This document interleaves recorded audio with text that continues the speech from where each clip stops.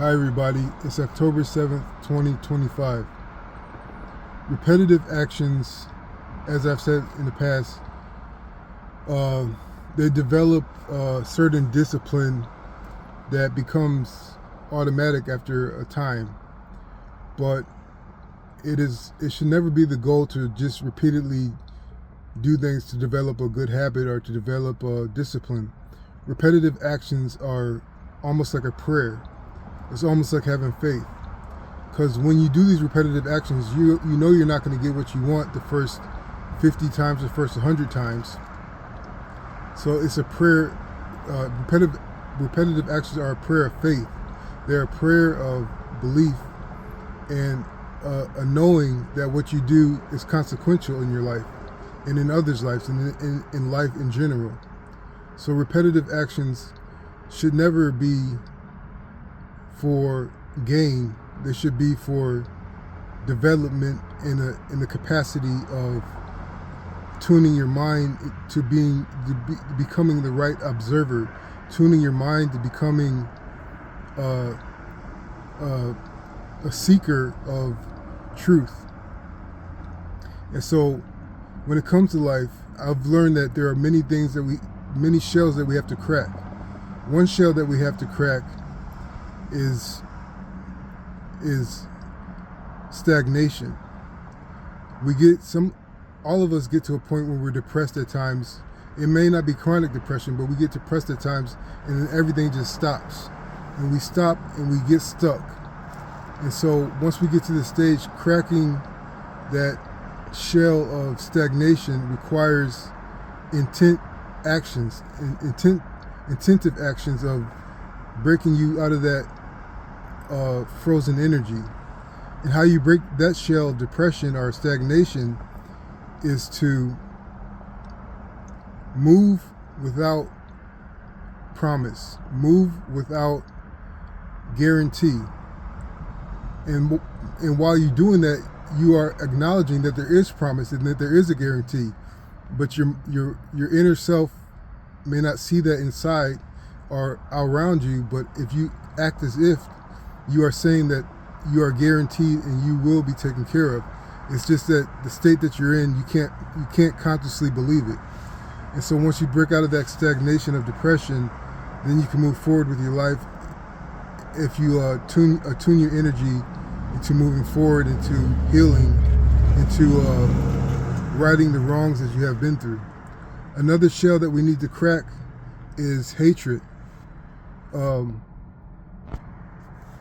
And hatred is a tough one, because I'm not talking about massive hatred. I'm talking about minute hatred, the hatred that you have for something someone or a group of people have done to you, a hatred for how your life seems unfair, a hatred for being poor, a hatred for being overweight. These are the hates that really affect us.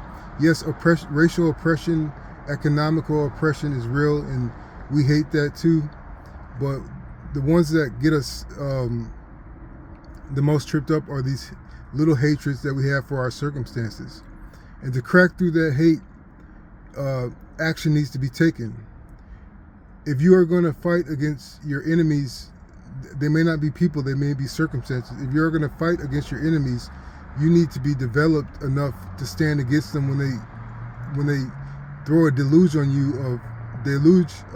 of doubt, when they throw self-hatred upon you, when they throw poverty of knowledge upon you. You have to develop yourself so that you can withstand these illusions that they throw at you, so you can move on with life. And that's cracking the shell of hatred. And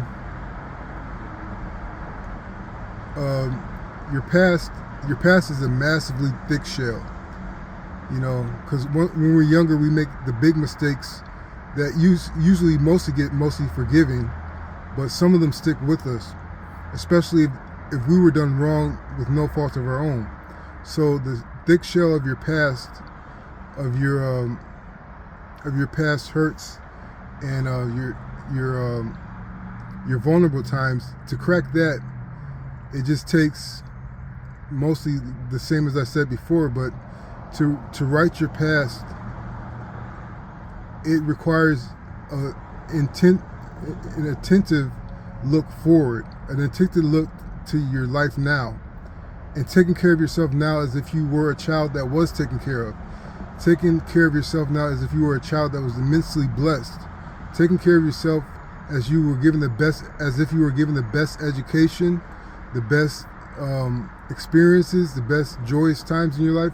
Giving that to yourself now and to the future, or making a promise to yourself to do that to yourself in the future.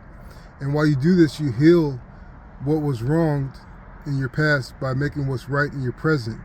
And it seems hard at first, but if you stick with what you are doing now to better your circumstance, you will look back and say, oh, that happened in my childhood. That's unfortunate. But right now, I'm where I wished I was at that age. So even if you are behind, you feel like you are behind in progress at your current age, you really aren't. As long as you are righting the wrongs that were done to you or that just happened to you in the past, you are on the right path, you are blessed, and you are doing the right thing.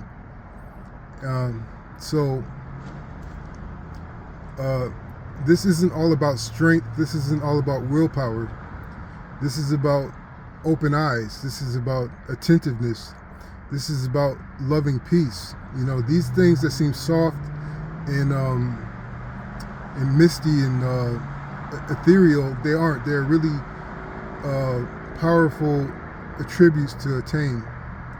And even the concept of discipline, of repetitive actions, and keep on drilling and drilling into your life until you strike oil, that's a hard concept. But once you get used to enacting repetitive actions, it becomes almost a peaceful meditation with very low friction. So I hope this helps. Thanks.